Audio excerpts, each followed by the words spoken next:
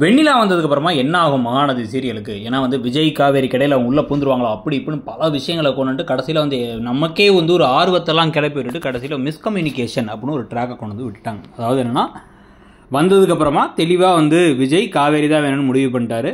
ஆனால் வந்து வெண்ணிலா அதே சமயத்தில் பார்த்துக்கவும் செய்யணுங்கிற ஒரு அக்கறை இருக்குது. ஆனால் அந்த சமயத்தில் வந்து இவர் திடீர்னு கிளம்பி போனது, இவர் பேசாமல் விட்டதெல்லாம் யூஸ் பண்ணி ராகினி வந்து அவங்களுக்குள்ள ஒரு குழப்பத்தை உண்டு பண்ணுறாங்க அப்படின்னு அந்த மிஸ்கம்யூனிகேஷனை வச்சு ஓட்டலான்னு முடிவு பண்ணி லெட்டரை எழுதி வச்சு தூக்கி போட்டது, காலை அவங்க அட்டன் பண்ணி பேசுறது, வந்த மிஸ் காலை டெலீட் பண்ணி விட்றது அப்படின்னு சொல்லிட்டு ஏதாச்சும் முட்டாள்தனமான, அது ரொம்ப பெரிய அறிவாளித்தனமான வேலைகள் மாதிரியும், அது கடைசியில் இதெல்லாம் எதுக்காக இவங்களும் அறிவாளி மாதிரி இப்போ ராகினியை காட்ட வேண்டியது இருக்குது அப்படின்னா வந்து அதுக்காகவே காவேரியை இன்னும் அடிமுட்டாலாக காமிக்க வேண்டியதுங்கிற மாதிரி விஷயங்கள்லாம் பண்ணிருக்காங்க. இதுக்கு சரியான ஒரு தீர்வாக இருக்க வேண்டியது குமரன் கிளம்பி இப்போ ஹாஸ்பிட்டலுக்கு போகிறேன்னு போகிறார்ல, அவர் அங்கே பார்த்து பேசி நான் கால் பண்ணினேன் காவேரிக்கிட்டலாம் அவங்க சொல்ல, அங்கே அவருக்கு ஒரு கிளாரிட்டி கிடச்சி அவர் இங்கே இதுக்கப்புறம் இந்த ராகினி ஏதாவது விளையாடி இருக்கா, நான் லெட்டராக எழுதி வச்சுட்டு வந்தேனே அப்படிங்கிறலாம் சொன்னால் கரெக்டாக இருக்கும்.